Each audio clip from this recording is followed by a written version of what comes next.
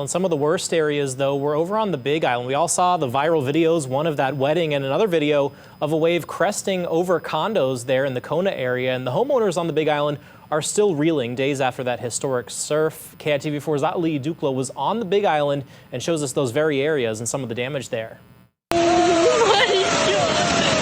Viral video over the weekend shows historically high surf climbing over 20-foot oceanside homes at the Keauhou Kona Surf and Racket Club. 20 units now left in disarray days later, and homeowners and neighborhood management are still picking up the pieces. Isabella Sloan's family owns one of the heavily damaged homes. Sloan and her father were trying to help evacuate some of the residents and renters Saturday afternoon, but were met with pushback. Sloan says some were refusing to leave, even while the waves were crashing over them. Words of advice from Isabella's father to visitors not familiar with Hawaii's sometimes unpredictable waters. Look at it from a far distance, but don't play games. We had kids hanging onto palm trees getting hit with the giant surf. That's how insane it was. I know it looks fun, but you die. A warning not lost on Chicago visitor Gail Farmer, whose rental sustained minimal flooding.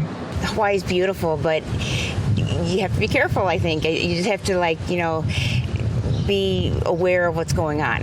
Hawai'i Island, KITV4 Island News. Yeah, just wild video there. And meanwhile, the ferry between Maui and Lanai was up and running again after it canceled trips over the weekend. The closures, because of those high waves, left 90 people stranded on Lanai.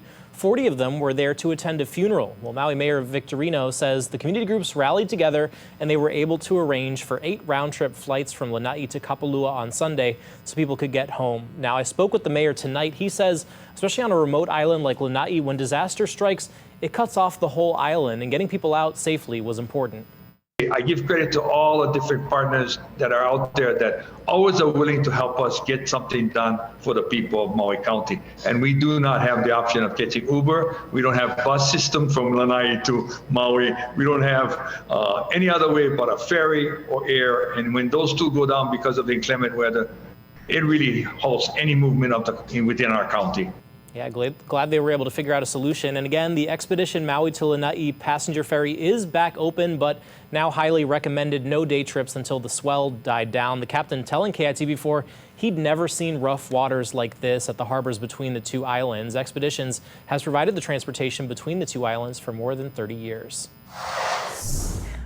On Kauai, part of Ho'one Road in Poipu is closed because of major damage from the big waves over the weekend.